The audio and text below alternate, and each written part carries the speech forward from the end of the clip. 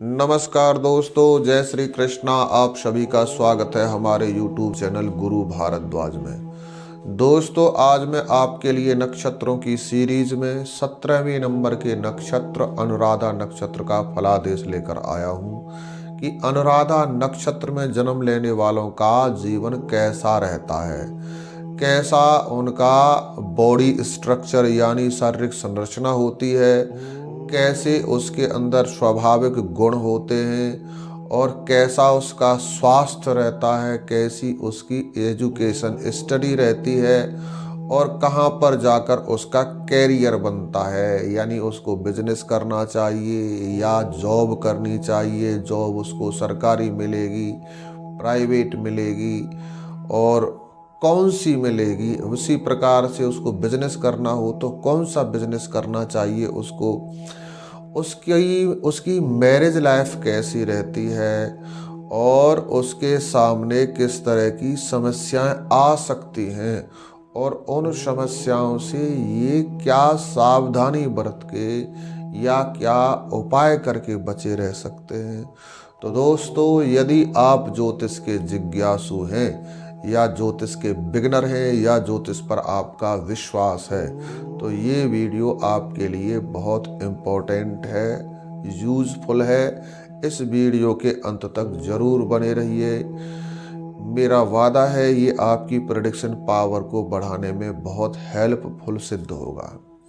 तो दोस्तों, यदि हम जानना चाहते हैं अनुराधा नक्षत्र के फलादेश को तो सर्वप्रथम हमको समझना होगा अनुराधा नक्षत्र के चरणाक्षरों को कि इस नक्षत्र के 4 चरणों पर कौन कौन से अक्षर आ जाते हैं और वे अक्षर कौन कौन सी राशि में चले जाते हैं और उस राशि के स्वामी ग्रह कौन कौन से होते हैं और उस ग्रह का स्वभाव क्या होता है।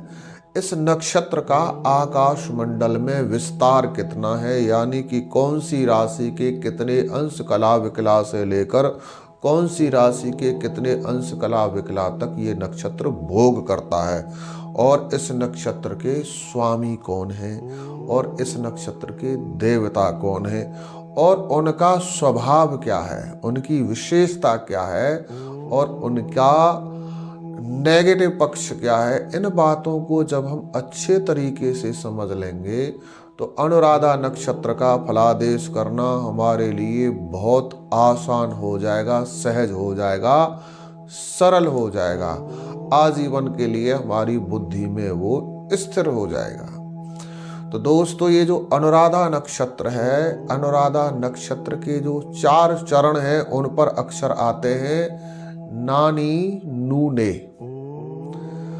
और ये चारों ही अक्षर वृश्चिक राशि के अंतर्गत आ जाते हैं। वृश्चिक राशि के स्वामी हैं मंगल। मंगल यानी हमारी कार्य करने की शक्ति, सुरक्षा व्यवस्था, चाहे वो आंतरिक हो या बाह्य हो, ये राष्ट्र की सुरक्षा हो, समाज की हो, परिवार की हो या हमारे शरीर की हो, वो हमको मंगल देते होते हैं। तो मंगल इस नक्षत्र के जो राशि है उसके स्वामी हैं और इस नक्षत्र का विस्तार आकाश मंडल में वृश्चिक राशि के 3 अंश 20 कला 0 विकला से लेकर इसी वृश्चिक राशि के 16 अंश 40 कला 0 विकला तक रहता है और इस नक्षत्र के स्वामी ग्रह हैं सूर्य सुत शनिदेव।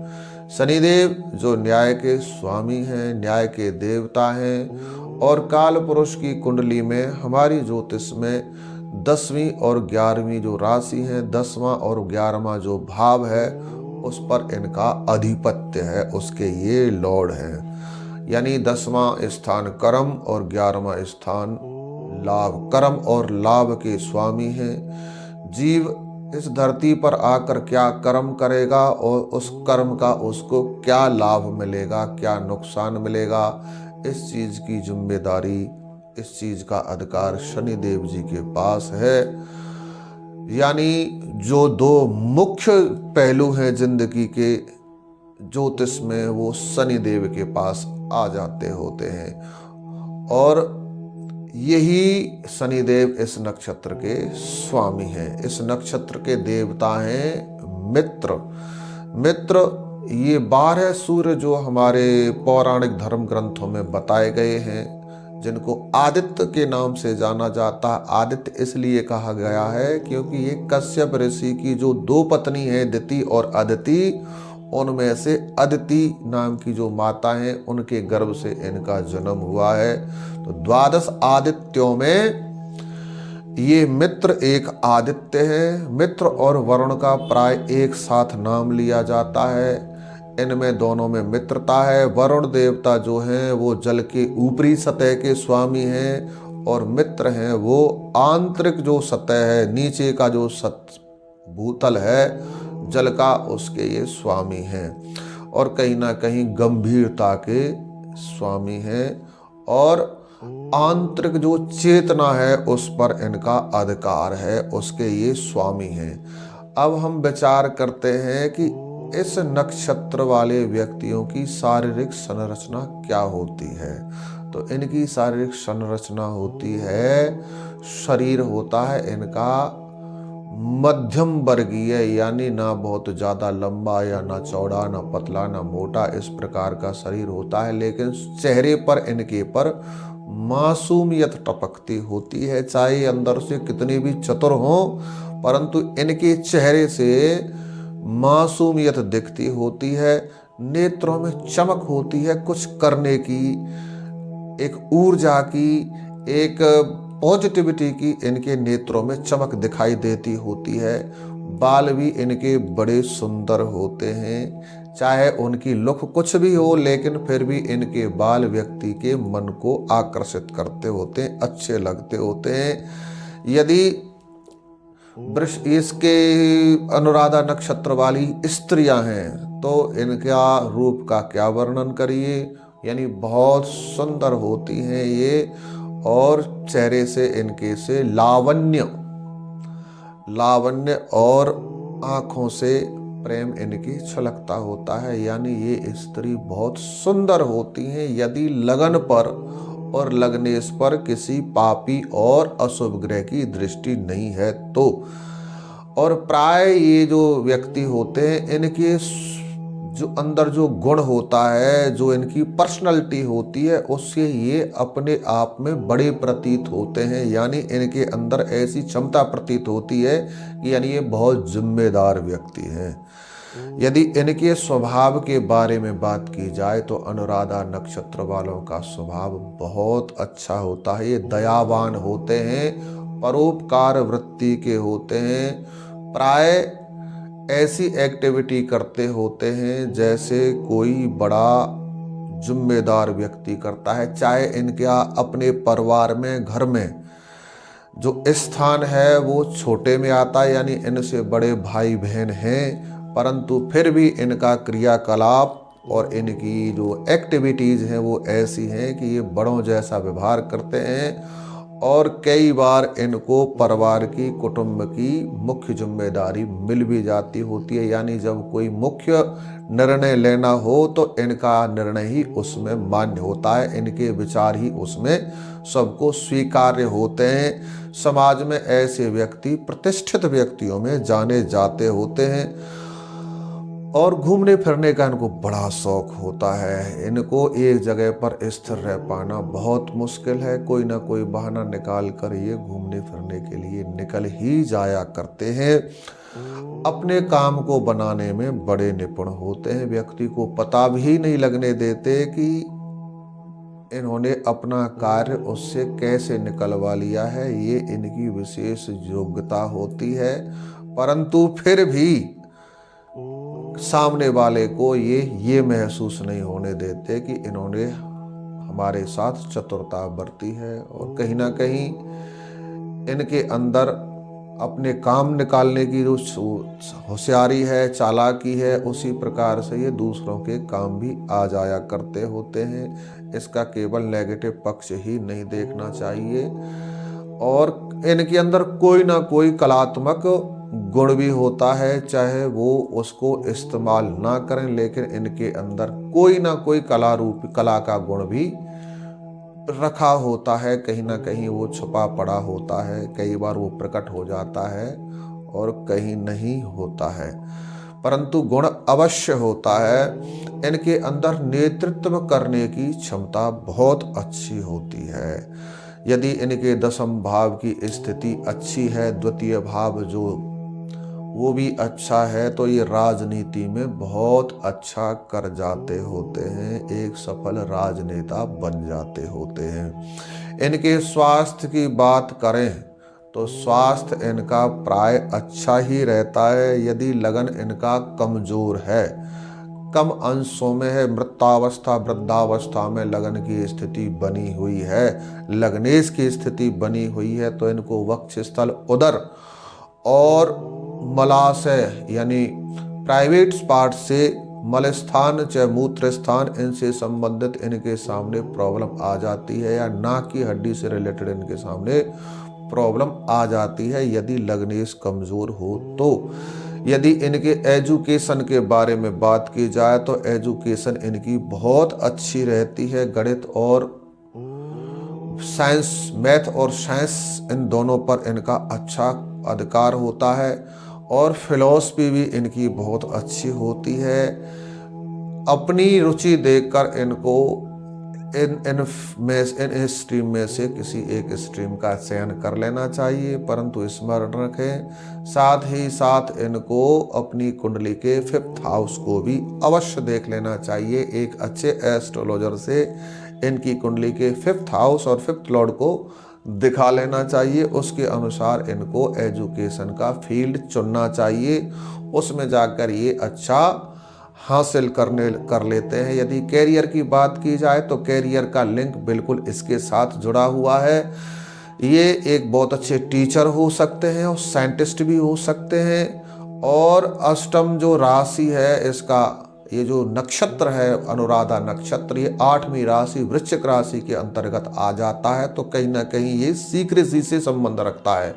अष्टम भाव गुप्त भाव कहा गया है, यानी ऐसे व्यक्तियों को गुप्त रहस्यों का उद्घाटन करने में, गुप्त रूप से काम करने में बहुत ज़्यादा मज़ा आता है। कई बार ये अपनी ज़िंदगी के बहुत जो महत्वपूर्ण काम होते हैं उनको भी छुपा कर करते होते हैं। इसी गुण के आधार पर ये व्यक्ति CBI CID में भी या पुरातत्व विभाग में भी बहुत अच्छी उपलब्धि हासिल कर लेते होते हैं। यदि इनको बिजनेस करना हो तो भूमि संबंधी बिजनेस इनके लिए बहुत अच्छा रहता है। उससे रिलेटेड कोई भी ये काम करेंगे या कृषि से रिलेटेड कोई भी काम करेंगे तो इनके लिए वो बहुत फायदेमंद रहेगा, इनके लिए अच्छा रहेगा।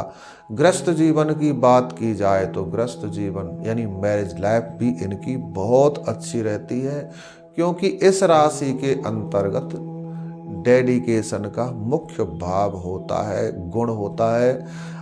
नेतृत्व करने की भी शक्ति है इनके पास, और समर्पण की भी शक्ति है। समर्पण, किसी के सामने झुक जाना, उस अपने संबंधों को बचाने के लिए त्याग कर देना, ये भी इनके पास बहुत अच्छा गुण होता है। इसी के आधार पर, इसी की छत्र छाया में प्राय संबंध जो रिश्ते होते हैं वो फलते फूलते हैं। इसी के आधार पर इनका गृहस्थ जीवन बहुत अच्छा रहेगा, इसमें कोई संशय नहीं है। परंतु कुंडली में शुक्र और बृहस्पति का, लड़के की कुंडली आप देख रहे हैं तो इस नक्षत्र वालों की कुंडली में शुक्र को देख लेना चाहिए। यदि आप किसी लड़की की कुंडली में अनुराधा नक्षत्र वाली किसी लड़की की कुंडली देख रहे हैं तो उसके बृहस्पति को अवश्य चेक कर लेना चाहिए, क्योंकि इनका योगदान भी बहुत बड़ा है मैरिज लाइफ में। तो उसके आधार पर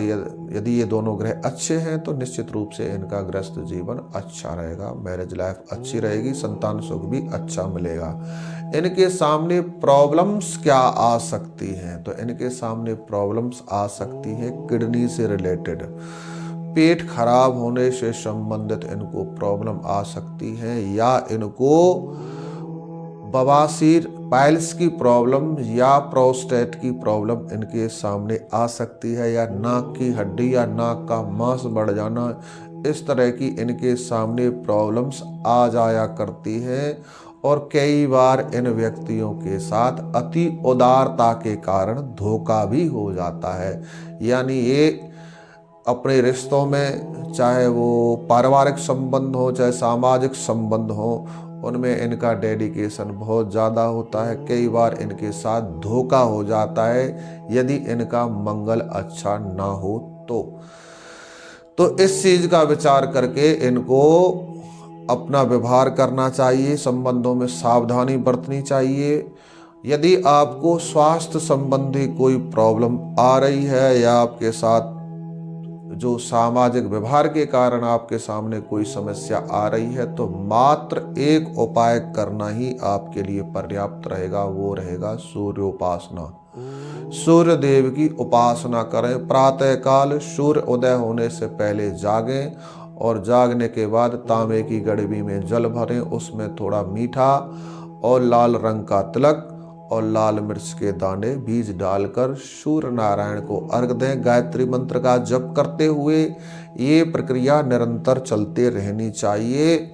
यदि आप गांव देहात में रहते हैं तो मिट्टी पर ऐसी जगह पर पानी डालें जहां पर पैर न जाते हों, और यदि शहर में आप रहते हैं तो एक गमले में पीली मिट्टी या लाल मिट्टी भर कर रख लें, उसमें कोई गुलाब का पेड़ लगा लें। रोजाना सूर्य नारायण को अर्घ देते रहें, आपका जीवन बहुत अच्छा गुजरेगा।